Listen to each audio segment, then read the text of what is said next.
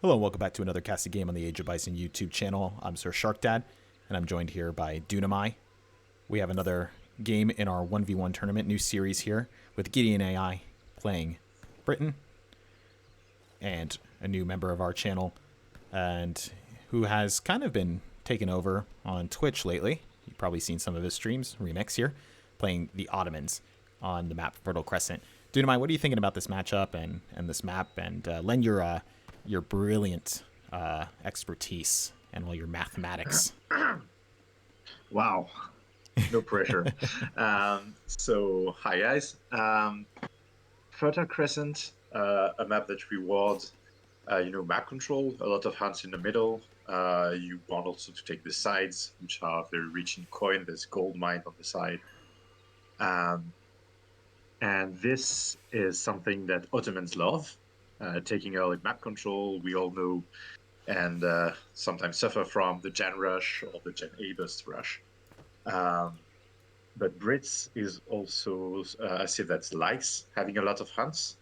So I guess we are about to see a lot of action at like the 5-6 minute marks. That would be my guess. But let's see what the future holds. Let's go ahead and take a look at these decks here. Kendrick's 1v1, so sending in the 3 villagers, and it's got capitalism here. Couple of options in H2, mostly resource if he wants to go for that and have an extended play, which would be good against Britain, but most of his cards being in H3, pretty standard, I think. And also just standard H4, Kulele School. Good upgrade here with some more resource cards. Looking over at Gideon's deck for a second. He does go Virginia Company here. Spies. That's interesting. I feel like I've been seeing spies a little bit more lately, post-patch. I think it makes sense. There's more and more, powerful or even overpowered sometimes shipments of mercenary. We recently saw a nerf to the Giant Grenadier, and I think people began to appreciate spies as kind of a tech option to really counter these specific shipments. Right. Anathema, which is an interesting name, meaning to say that it is something that is against, abhorrent. It is unallowed, and maybe that's because you have Silversmith as well as Royal Mint and 3 Merc options here. So that is going to be an interesting play for Britain. H2 now coming in with 17 villagers. The governor going to give him that outpost and coin. Probably pretty good against Ottomans, who are known for H2 play. Also going up with Quartermaster now. That's going to give him 400 wood. So, I'm thinking this match is going to be kind of back and forth. I think you hinted at that, a little tentative between the two players, just because H2, Ottomans have a lot more options now in terms of units for counterplay against Britain. And Ottomans are very good in H2, as we know. But at the same time, Britain wants you to stay H2 because they're going to outboom you. So it's kind of like a weird balance that's going to have to be struck between the two as they're kind of trying to figure out how to get that win condition. Exactly, but the thing is, Gideon is often known for his off-meta but mathematically correct strategies. And can you look at the deck again, please? I see powerful mercenary shipments, I see a lot of gold, and I see a church card. We could, and I say could, get Blackwatch FF, which is an old strategy that was popularized by Azak when he was playing Britons. Right. So we could see that. Again, not sure, because these are two civ you don't want to FF, like naked FF against Ottomans. You don't want to naked FF against Brits, because their H2 is strong. You don't want to have like either 20 Janissaries or 20 Musketeers sieging down your Age of TC. Right. So this is this weird balance that Gideon's deck hints at that, but maybe it's just a bait. We'll see. Right. Right. No, I agree entirely. And now here on Remix's side, he's going to go ahead and elect to go for the deli.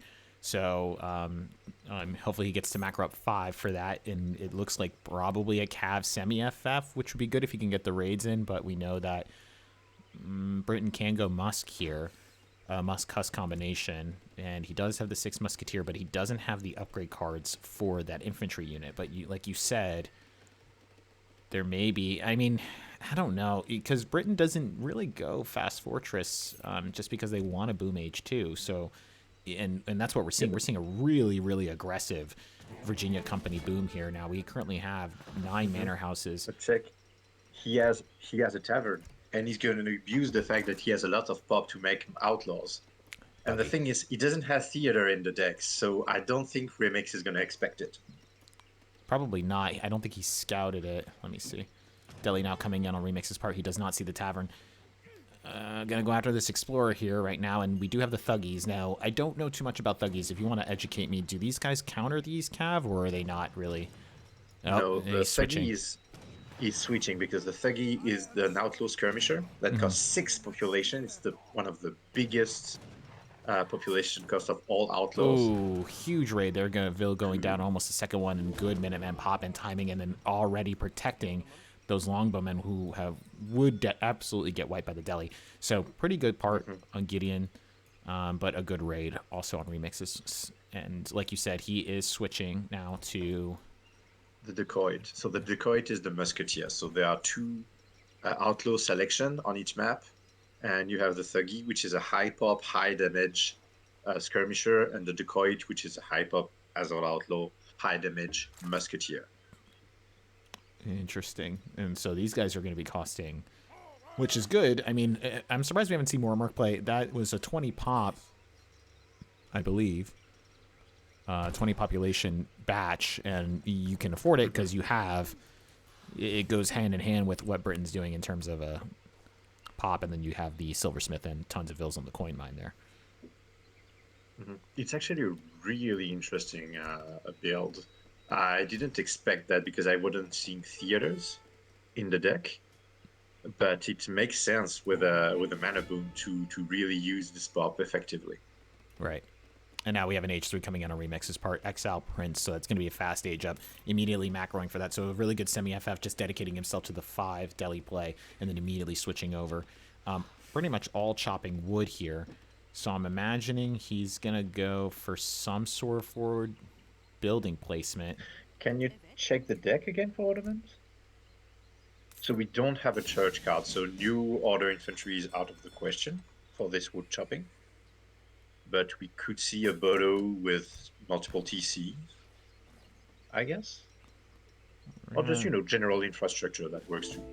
I want to see what's going on here. He is... I'm not seeing anything. And let's go ahead and take a look at Gideon's part. He still has the same amount of units here on the field. Plenty of coin, none on food. I guess he doesn't need to gather food if he's just going to make manors, but... I don't get it. Gideon just literally stopped gathering food and is making no villagers. What is he doing? I think this was a... Yeah, that's the 6 Musk shipment that he sent in. He has not sent in Silversmith, so that was the last shipment that he did. And then on Remix's part, he does have more Delhi going in, and there's the Artillery Foundry, so we're definitely going to see... he's going to be sending in those Abus guns, getting those trained up. 2 Falconets now coming in on his part. Yeah, and Gideon's all in. Gideon's all in. It's like, I'm just going to train 1 million outlaws and crush you with it. Thuggee just walked past those Delhi, and then huge raid here. He's probably going to catch some of these vills, but TC and Outpost Fire are going to go to work. Ooh. It's taking a look. Note that we are in post-patch Delhi, so they are quite significantly less potent. 1 vill going down. Probably a second one here.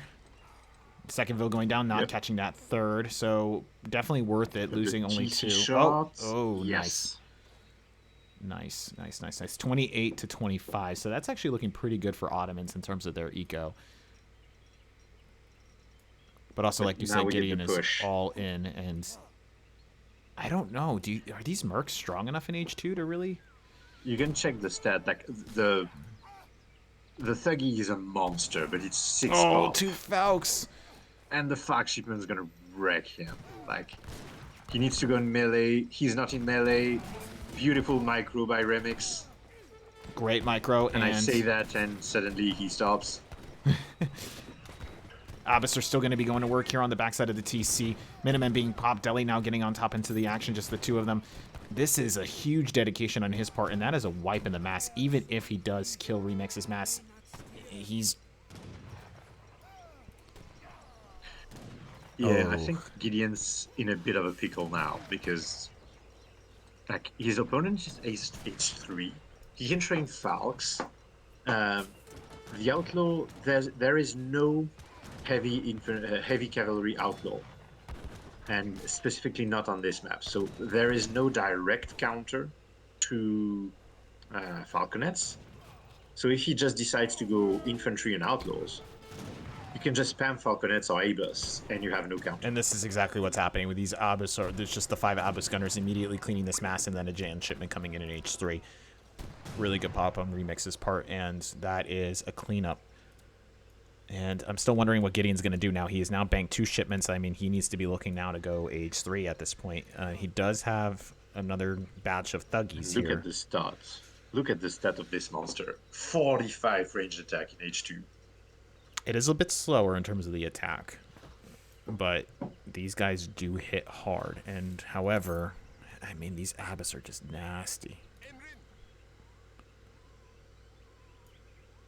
And so he's going to go ahead and push, but he still has that H3 advantage. More Abus coming in, and on Gideon's part, he doesn't have any sort of stable or anything to really do anything against this. And now his match is starting to push in. I don't think he's going to get a lot out of this. The Thuggees are going to do the damage that they're going to do against Jans. He's not going to be able to really push, and on top of that, Abus don't necessarily have the best siege attack against buildings, so more Thuggees coming in. We are seeing from Gideon something that's very interesting. These guys have a lot of attack, so they tend to overkill. But if you noticed, every Thuggy was hitting a different person, so really commanding micro by Gideons, even if, you know, Abus are going to wreck him still, but really good micro. And like you said, Abus wrecking, he is now massing even more Abus ready to get into this, and it seems like Gideon doesn't really have much of a response. I mean, even more coin coming in, fencing school, or nope, silversmith now, and even more outlaw units into an H3 composition of the Ottomans on Remix's side. And I'm just really, I mean, is he in a bind here? Can he transition out? I mean, still 40 vils on coin, none on food. This is so strange. I think Gideon is just committing to the strategy. Like he's like, I began the strategy, and I must, like, that's the problem of all-in strategies. Like he's now stuck. He invested so much into the gold gathering ability. He has amalgamation. He has silversmith. He has all of these techs. So if he goes on hunts, his villagers are basically wasting shipments at that point. It is interesting, and it's going to be kind of slow to mass without that fencing school coming in and only 1 tavern, so he's just going to have a very small... even with that huge attack, is not going to take down that 315 health Deli. Deli trying to get a raid in here, looking for some vills. I don't know what he sees. Let me take a look. Not too much. Unfortunately, he does not see those vills. Thank God he does not see this coin. But he may see... And look how quick those guys eat up that coin. I mean, that is just insane. He is now floating. Can you click on the gather rate on one miner? 0.78. That's pretty good. Pretty good. And then the Deli are now gonna get a raid in here. And remember, guys, gray coats. Gray coat is a good technology. Look at that. And the gray coats are now showing their worth here. Only 1 vil now going down, and he's going to end up losing two vils here, and he's going to lose those Deli. So... Oh, he actually didn't have gray coats. He would have lost 0 units. Oh, he did not? Oh, yeah. Okay. Well, interestingly enough, I mean, commanding map control presence here on the part of Remix. Plenty of Abus Gunner on the field. He has not dedicated to them in terms of a push. He has not dedicated it, and yet score relatively even. Oh, those Abus are just absolutely wrecking face on Gideon's part, and look at that, just absolutely getting wiped are the Musketeers there. Instantly. I mean, what do you... I mean, it's not You like need to Gideon go didn't. H3. Yeah, I mean, it's not like Gideon didn't know what options he was going to have going into this map specifically. I mean, this is just. I mean, it's just a mono comp at this point. He doesn't need to do anything, and Gideon is just. I mean, now probably going to go ahead and go H3. He's going to have to. I think it's too little, too late. I don't think he can win this. I mean, he's gonna fight to the bitter end, and if he goes H3 and Remix, relieves the pressure, he might have a chance. But like he bashed his head into this wall of fire times and times and again, and it's not working. No, not at all. It's fascinating to me because it's essentially a monocomp versus monocomp, which would you not see in a 1v1 tournament. And even better is that Gideon is doing pretty much an off-colored, off-meta build for his part. And I mean, I guess this is an interesting way if he wanted to do a huge fake out here, if he wanted to say, okay, now I really got him dedicated to Abyss, and I'm going to wipe with a massive Hussar switch. Now, that would be interesting. And we may see that yet from Gideon, as now H3 is coming in with the Adventurer, and once again just more Thuggees, but he is pretty much out of coin at this point. I mean, you got a massive amount of vills here. He's lucky he does not see this, just barely. At that point, I'm just asking, like, Gideon, what did Cav do to you? Just make Hussars. Yeah, do the calf switch. And I'm really wondering. I mean, they picked Fertile Crescent. It's not like, this was like a randomly assigned thing. And I'm really curious. I mean, Gideon just wanted to do something new, I'm imagining. Yeah, and I mean, that's a good idea. He forced, as you said, he forced Remix to go full ABUS or full artillery. So you could expect him to like take this as an opportunity. You even have the natives here that are ranged lancers, the Quizelbash. He could even go for the Nats if he doesn't want that, to have all of the stable Hussars. But of course, stable Hussars are excellent for Brits. They get the Royal Guard. 26 Abyss guns kind of pushing in here now to the base of Gideon. Some more Jans coming in to kind of anticipate perhaps a Hussar, and he's just going to go ahead and slow push and start sieging down these houses. Trying to push into the base here. Is he sending the Falconet? Yeah. Yep. So he's sending the Falconets, and he's making the tech to get the Shadow tech on the Outlaws. But the thing is, he doesn't have Outlaws anymore. It is incredible. You see those Lombo just absolutely getting shredded by these Abyss guns. They just got absolutely wiped. And I don't know if these Falconets are really going to do anything. I mean, there's too many Abyss, and they have their veterans upgrades. I mean, insane right now. If you just how they just cleaned up against Lombowman with a 30% range resist, it does not matter. You're gunning in hand. You needed hand cavalry, and yes, they popped on the tower, and I do not think that's going to matter in the slightest. Getting off one shot here. He's going to try to micro it back, but I think one of these is going to go down. Do not get off the second shot, and that's about it. I mean, that's what he had in his pocket, and there it goes. So he has the pop of Mercenary Cav. I forgot the name. That could help, but I think it's too little, too late. Stratiot coming in and out of the tavern, but I mean, this TC is going to go down before they even get out. So I don't know. Would Stratiot do it? Maybe. I mean, these guys are pretty strong. But now not Deli, sorry. Spahi now coming in, insult to injury. Sealing the deal. Go ahead. No, I was just thinking, I mean, like, just take advantage while you're ahead, and there it is. There's the cleanup again. And the GG now being called on Gideon's part. And that is the game. Wow. Okay. Initial thoughts. Besides the obvious. Very surprising strategy, which is the obvious, I know, from Gideon, which was good. I'm not trying to say the strat was bad. Like, his mass was really impressive. What I found weird was, this stubbornness of Gideon saying, like, I know they're like super powerful siege damage dealing, basically mini cannons in front of me, and I'm just going to throw more infantry at the problem. Yeah. And I think you have all the tools as Brits to deal with the Abe's gun. Because, as you said, a good tech switch onto Hussar, Brits get good Hussar regardless if you got the cards or not. And if you got the cards, of course, you can do even better. I don't know if we can check the deck of Gideon, He still but had most units. oh yeah, because outlaws are super cost efficient.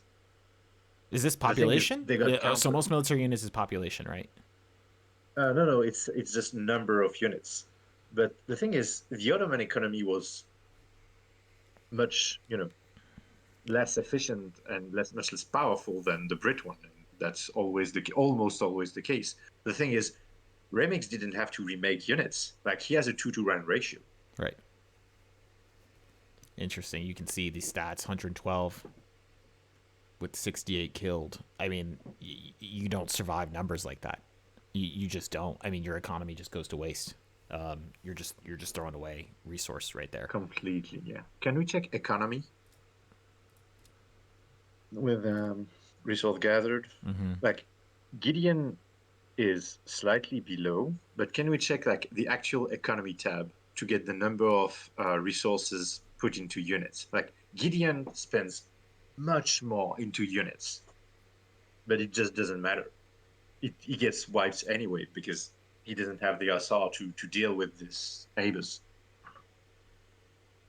Yeah, both have a pretty high economic efficiency in terms of spending resources. I mean, that's an element of the game that we don't really talk about too much in terms of strategy, of how you don't really Mm-hmm. want to float resources unless it has a very specific purpose, usually with an age up or a tech. And when you're constantly pumping the resources in, that's a good sign. That's a good sign of your APM. It's a good sign of your general macro awareness of saying I have to, these, a resource not spent is an advantage to my enemy. And so both of these players definitely showed a lot of efficiency in that regard. But you just have this reality of this. I mean, this kill to death ratio is just insane. There's no chance. I mean, if we look at military unit population for a second, I mean, These are outlaws, so it's gonna look right? like Yeah, massive, exactly. but But you get a sense of what the losses look like for him, right? I mean, too huge. Like, I mean, it's just insane. But he knows that his opponent has Abyss, so I didn't really completely understand it. so I think Gideon just wanted to like try something new Yeah. and got caught up in his strat. And to his credits, more often than not, he gets it right. He gets it right. So it's, you can't win them all. No, you cannot. To Can win we that game, check the there deck? definitely need to be a Yeah, switch. You want to look at the decks yeah, again? can on the Gideon spot. So he didn't have the Cav cards. Maybe that's the reason why he was reluctant to switch into He didn't have Hussar. But infantry. He you didn't know, have infantry cards either. This is a fully dedicated mercenary deck. indeed. Interesting. So yeah, Okay. that's well, that's Well, that's one for the books. I guess for um, Gideon. hopefully that gives some of our viewers maybe some sort of ideas when it comes to a Britain strategy. To not, I don't think just because you see a loss in a game on a specific map, on a specific matchup, that means that the build is bad. That I think, definitely, if it probably has legs. I'm not sure. But maybe in this specific matchup, and I think Remix played really well. Mhm. You're having trouble, but I can see that if you get the right outlaws, on the right map against the right matchup, then you'll do really really well. Just Ottomans have so many H2 options that it's kind of Mhm. difficult. Um, I, for example, I could see that working against Lakota. Like if they bow rider spam, you get like 20 of these Thuggy, mm-hmm. like obliterating dragoons at range from H2. Yeah, By all means, try yeah. it out. Or if you have like just some cheap units, some vanilla civs that do not have a lot of options, I think there's potential there too. So we'll see. But in this game, in this matchup, Gideon's kind of test of outlaws, for Britain ends up losing out, and Remix comes home with the win. But still plenty of games left in their series to kind of decide out the fate of their standing in the 1v1 tournament. So with that being said, thank you guys so much for watching. We really appreciate it. Go ahead, leave a like and subscribe if you're looking to catch more of the action in our new 1v1 tournament on the Age of Sunbros Discord. Link in the description if you're looking to join up with the Discord and trying to get in on the next tournament. Thank you so much for watching. We really appreciate you guys, and we'll see you in the next one.